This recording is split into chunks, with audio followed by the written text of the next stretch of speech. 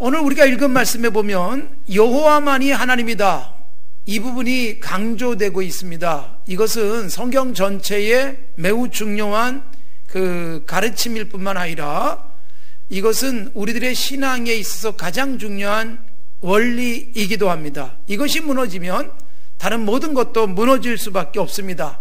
하나님, 우리가 흔히 하나님이라고 부르지만 그 하나님의 이름 여호와만이 하나님이다. 이것은 십계명의 첫 번째 계명이기도 하고 오늘 본문은 그것을 선포하시고 계시는 것입니다. 그것을 선포하기 위해서 하나님의 사람은 이렇게 32절부터 38절까지 정리를 하고 있습니다. 여러분 32절 읽어보시면 이렇게 되어 있죠. 내가 있기 전 하나님이 사람을 세상에 창조하신 날부터 지금까지 지나간 날을 상고하여 보라. 하늘 이 끝에서 저 끝까지 이런 큰일이 있었느냐? 이런 일을 들은 적이 있었느냐? 그런 말씀을 하세요. 무슨 말이냐면 이제 여호와만이 하나님이라는 것을 선포하기 위해서 어느 곳이나 또는 어느 때나 정말 이런 일을 하신 분이 없다, 이걸 강조하는 겁니다. 그래서 창조한 날부터 지금까지, 그리고 하늘 이 끝에서 저 끝까지, 즉 시간적 개념 그리고 장소, 공간적 개념에 있어서 이렇게 놀라운 일을 우리가 본 적도 없고 그런 것들을 본 곳도 없다, 이 말씀을 이 32절에서 하면서 33절부터 38절까지가 하나님이 하신 큰일들을 쭉 열거를 해주고 있습니다. 주로 출애굽 역사 속에 나타난 하나님의 일을 설명하고 있습니다. 자, 여러분, 하나님이 하신 일은 요즘 흔한 말로 역대급 이런 표현들을 많이 하지 않습니까? 역대에 이런 일이 없었다, 그런 뜻입니다. 하나님이 하신 일들은 기록적인 겁니다.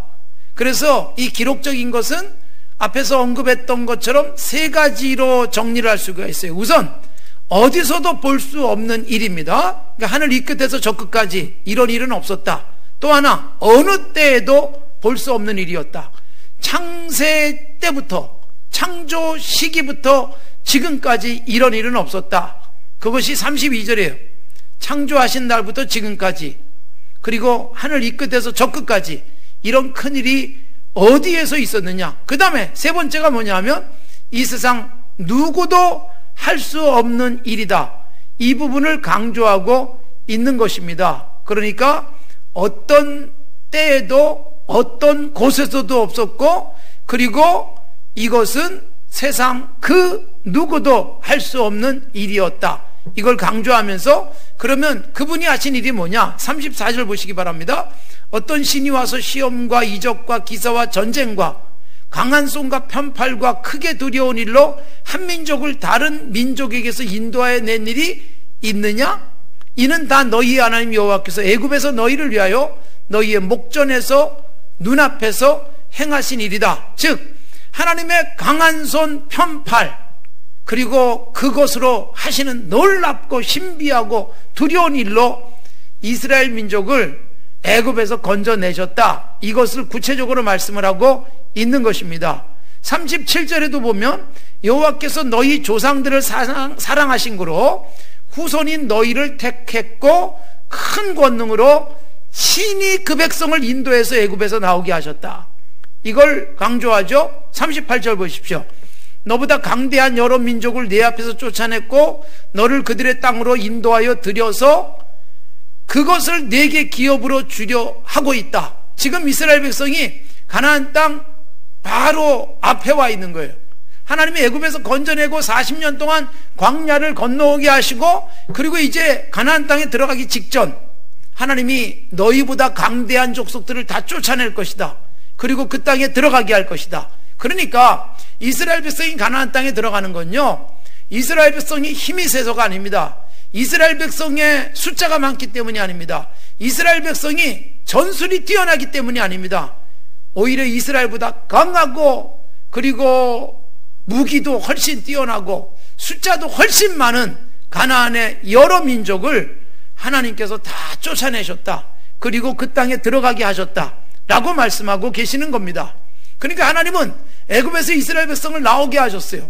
근데 나오게 하신 다음에 어디 들어보낼 곳이 없다면 어떡하겠어요? 나오게 하신 하나님이 들어갈 곳도 있고 들여보낼 힘도 있는 하나님이다, 이걸 말씀하고 계시는 것입니다. 그래서 32절부터 쭉 이어지는 38절까지의 말씀은 하나님이 행하신 일을 가장 중요한 출애굽의 역사, 그리고 광야 40년을 건너오면서 이제 가나안 땅에 들어가서 쫓아내고 들어가게 하실 큰 일들을 설명을 했습니다.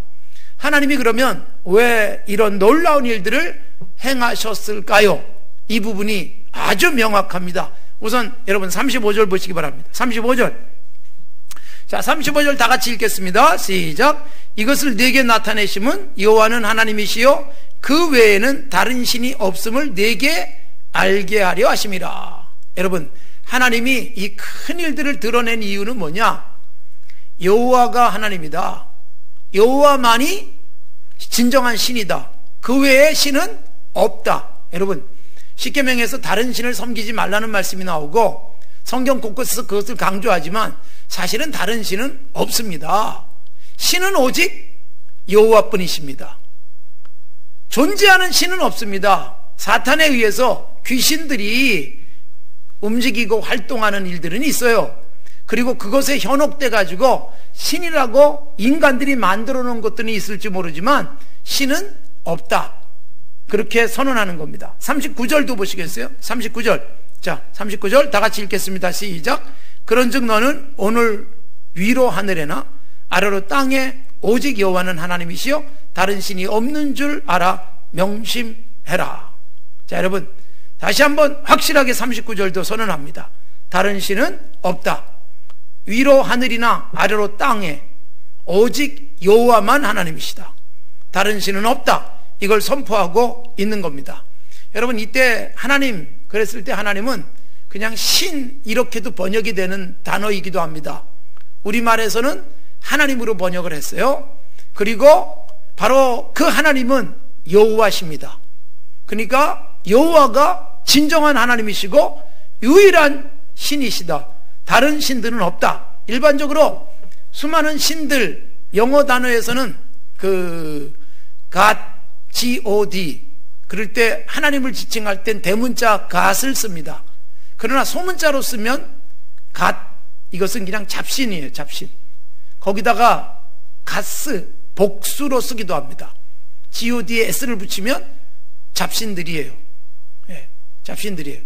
그 영국 중에 오마이 가스가 있어요. 예, 그것은 그 수많은 신들을 뭐 그런 표현으로 이해할 수 있습니다. 여러분, 잡신들은 사람들에 의해서 만들어집니다.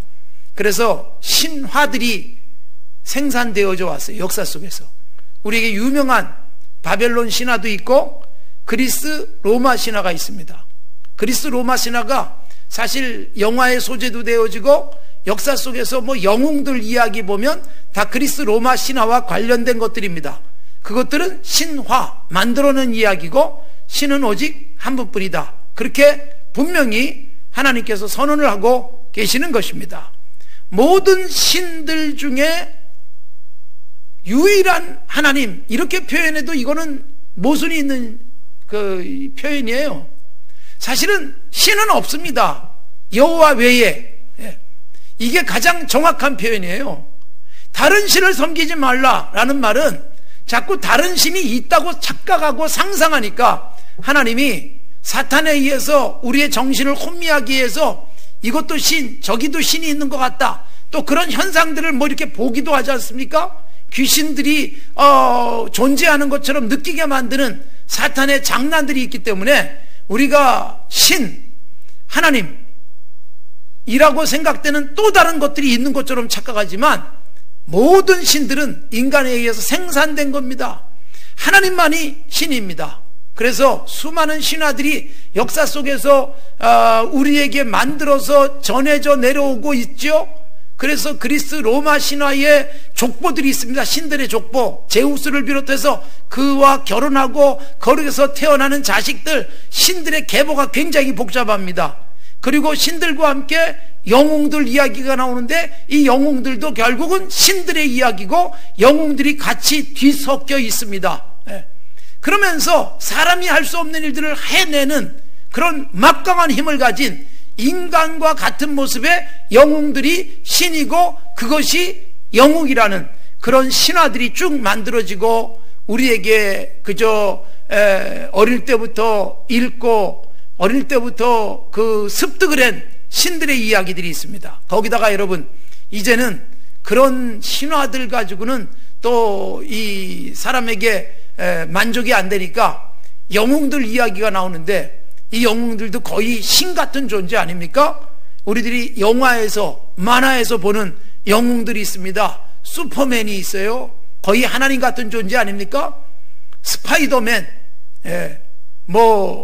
캡틴 아메리카도 등장을 하고, 인간의 과학적 상상력을 다 이렇게 접목시켜 가지고 나오는 그런 영웅들 이야기, 심지어 로봇, 인간이 만든 기계 인간이 사람보다는 막강한 힘을 가지고 있어요. 그래서 터미네이터, 이거 종결자, 모든 것들을 완벽하게 해결해내는 막강한 힘을 가진, 즉 인간이 살면서 한계를 느끼잖아요.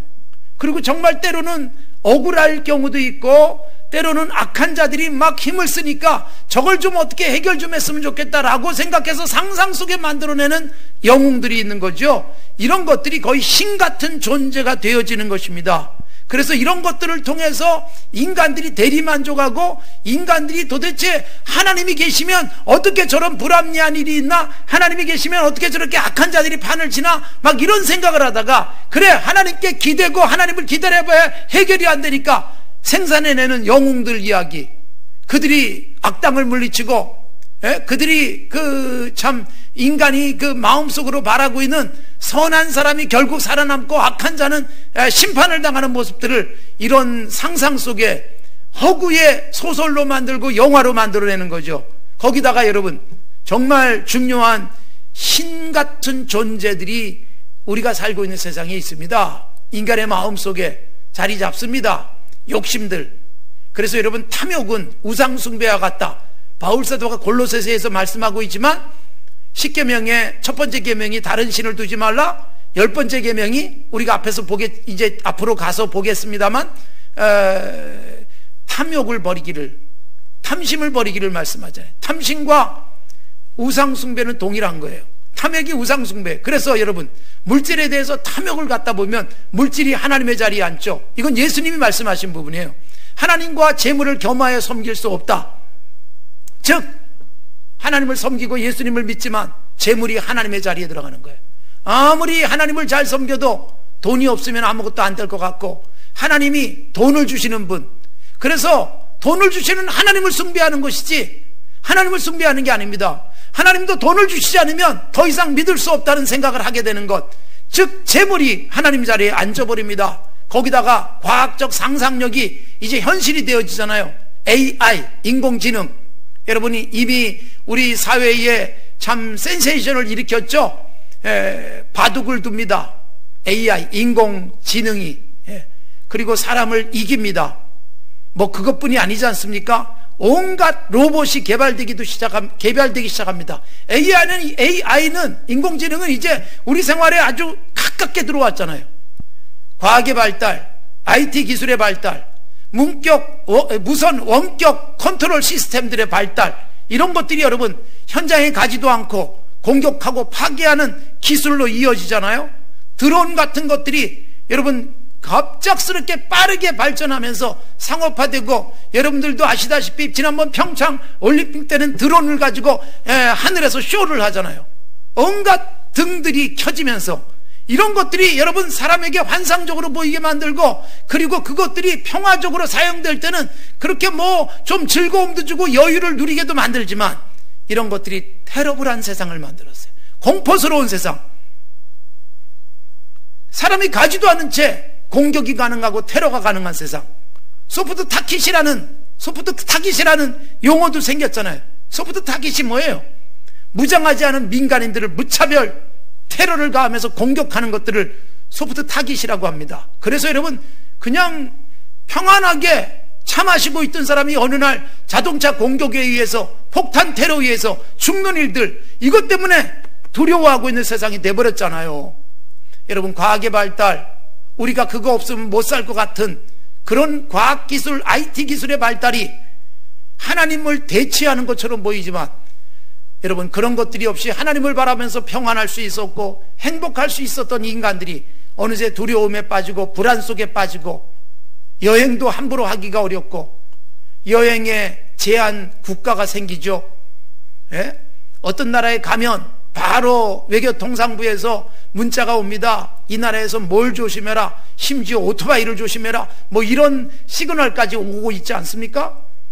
사랑하는 성도 여러분, 과학의 발달, 하나님 같은 존재들이 곳곳에 생겨나지만 그런 것들은 인간에게 불안과 그리고 공포까지 안겨다 주고 있는 것입니다. 그래서 여러분, 하나님께서 말씀하시는 거예요. 하나님만, 여호와만이 진정한 하나님이다. 이걸 선포하기 위해서 그동안 하나님이 하셨던 일들을 선포하고 있지만 여러분, 이제 뭐가 달라졌다는 거예요? 그래, 하나님이 그만한 일을 했냐? 인간이 과학이 발달이니까 훨씬 더 큰일 한다 이거예요. 홍해를 갈랐냐? 요단강을 건넜냐? 과학의 발달이 다리를 놓고요, 그리고 그냥 뛰어넘기도 하고요, 바다, 이거 이제는 장애물이 아닌 세상이 되어버렸기 때문에 어느새 하나님을 대체할 만한 힘이 되어버렸다라고 생각하는 이런 세상 속에서 하나님이 여전히 신명기의 말씀을 통해서 우리에게 주시는 건 뭐예요? 아무리 발달된 세상 속에 살아도 여호와만을 하나님으로 믿고 살아라. 이걸 우리에게 강조하는 거예요. 부작용들, 재물의 힘, 그러나 재물의 힘이 내가 갖고 있을 땐 힘이지만 없을 땐 내 인생은 비참해지기도 해요.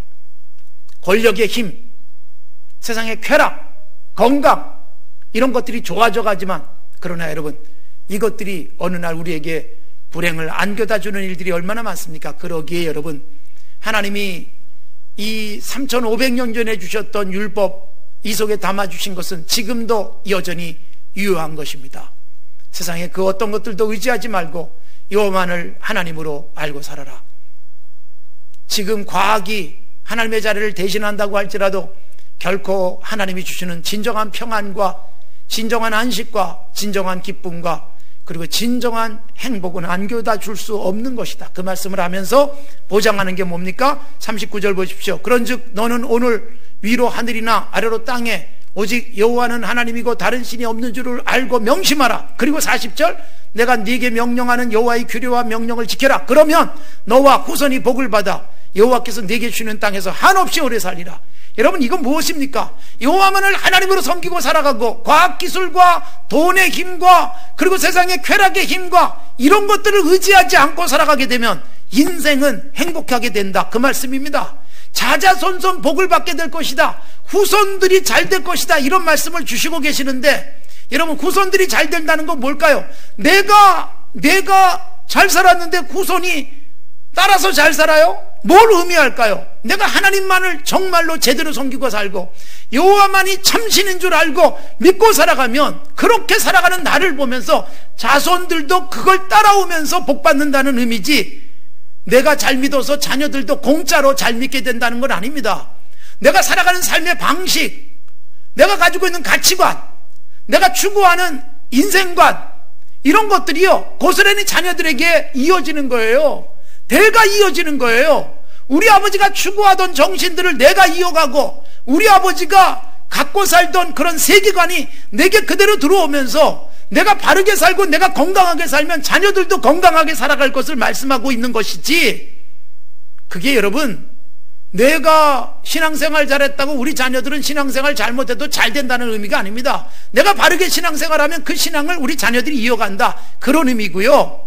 그리고 여러분, 이어지는 중요한 말씀이 뭐예요? 이 땅에서 오래 살리라. 여러분, 이게 어떤 의미일까요? 오래 살리라가 그냥 숫자적으로만 오래 산다는 것을 우리가 생각하고 할렐루야 우리가 오래 살게 하옵소서, 오래 사는 게 복이다, 이렇게만 생각하시겠습니까? 여러분, 저는 이 속에서 장수의 복을 성경이 말씀할 때 이 장수란 어떤 개념이냐 하면, 정말 여러분 세상에서 하나님 제대로 섬기고 여호와만을 참 하나님으로 섬기고 살아가면 그럼 삶이 행복해요. 그래서 하나님이 우리에게 언제든지 오라 그러면 갈 준비도 잘 돼 있어요. 이 땅에 다 놓고 떠나도 걱정이 없어요. 왜냐하면 하나님만이 최고의 가치였기 때문에 이 땅에서 내가 놓을 수 없는 것들은 없다는 겁니다. 아무리 좋은 게 많아도 이거 놓고 갈 수 있는 그 삶이 될 뿐만 아니라 하나님이 오랫동안 살게 하시면 이 사는 게 행복인 거예요. 그러니까 무슨 얘기냐면 오래 살고 싶은 생각, 오래 살고 싶은 생각이란 뭐냐면 행복하기 때문에, 삶이 윤택하기 때문에, 그리고 내가 살면 좋은 일을 많이 할 수 있기 때문에, 그렇기 때문에 살고 싶은 거룩한 욕망이 생긴다는 뜻이지, 무한정 장수하자, 오래 살자, 안 죽자, 이 개념이 아닙니다. 장수의 복이란 이런 겁니다. 몇 년을 사느냐의 문제가 아니라 살아있는 동안 얼마나 질 좋은 삶을 살 것인가, 행복한 삶을 살 것인가, 건강한 가치를 구현하는 삶을 살 것인가, 이런 부분들이에요. 그래서 여러분, 정말로 하나님만을 제대로 섬기고 살아가면 세상 살만 나는 거예요. 하나님이 날 이렇게 사랑하셔서 이렇게 쓰시고 이렇게 좋은 일도 하게 하시니까 세상에서 오래 살면 더 좋은 일을 할 수 있겠구나. 그래서 오래 살면 좋은 일을 할 수 있으니까 오래 살고 싶은 생각, 그것 때문에만, 그냥 안 죽고 싶어서가 아니라 좋은 일도 많이 할 수 있고 찬양도 할 수 있고 그리고 남들에게 베풀고 살아갈 수 있으니까 이런 기회가 많았으면 좋겠다 싶은 생각이 우리 안에 있는 것 자체가 그게 장수죠. 그리고 언제든지 하나님이 부르면 기꺼이 갈 수 있는 상태, 이걸 말씀하는 겁니다. 사랑하는 성도 여러분, 정말 여호와만을 하나님으로 믿고 살아가십니까? 그렇다면 마지막 이 질문을 던지고 마치겠습니다. 내가 정말 여호와만을 하나님으로 섬기고 살아가는가? 지금까지 넉넉하던 것들, 지금까지 그 혜택을 누리며 살던 것들이 어느 날 싹 사라졌는데도 그것 때문에 아파하고 절망하지 않고 하나님을 바라볼 수 있을 때, 그게 진짜 여호와만을 섬기고 살아가는 사람의 모습입니다. 굳이 경험할 필요는 없습니다. 그러나 여러분, 이 생각하십시오.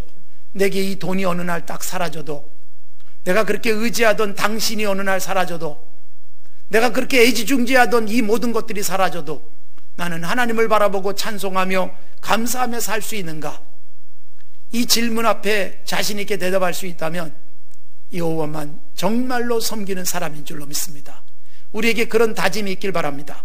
영국을 지금 여행하고 있지만 리빙스턴, 어린 시절에 그는 너무 가난해가지고 예배당 건축헌금 한다 그러는데 건축헌금 드릴 돈이 없었어요.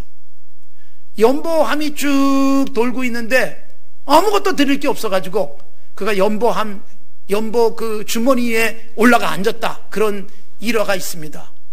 나 자신을 드리겠습니다. 그리고 가난한 그가 열심히 공부했습니다. 고전어도 공부하고 의학도 공부하고 신학도 공부하고 의사가 되고 그리고 성경의 박사가 되고 그것 전부를 가지고 그래, 여호와만 섬기는 삶을 살겠다. 여호와를 섬기는 삶이 뭘까? 그게 아프리카로 가는 거죠. 그리고 그 고통 속에 있는 사람들, 하나님을 모르는 사람들, 어느 날 노예 사냥에 잡혀서 아메리카 대륙으로 팔려갈 수 있는 사람들에게 하나님을 전하고 그들에게 자신이 습득한 의학적 기술을 가지고 병을 고쳐주면서 평생을 들였던 그 사람, 얼마든지 돈 벌 수 있고 얼마든지 자기의 편리함을 위해서 살 수 있는 사람이 다 던져버린 채 내가 가지고 있는 모든 것은 하나님 나라를 위해서 드립니다, 주님이 기뻐하시는 사람들을 위해서 섬기겠습니다, 이것이 뭐예요? 여호와만을 정말로 섬기는 사람의 삶이었던 것입니다. 정말 여호와만을 섬기고 계십니까? 여호와를 섬기는 증거들을 내가 분명하게 제시하며 살아갈 수 있기를 바랍니다.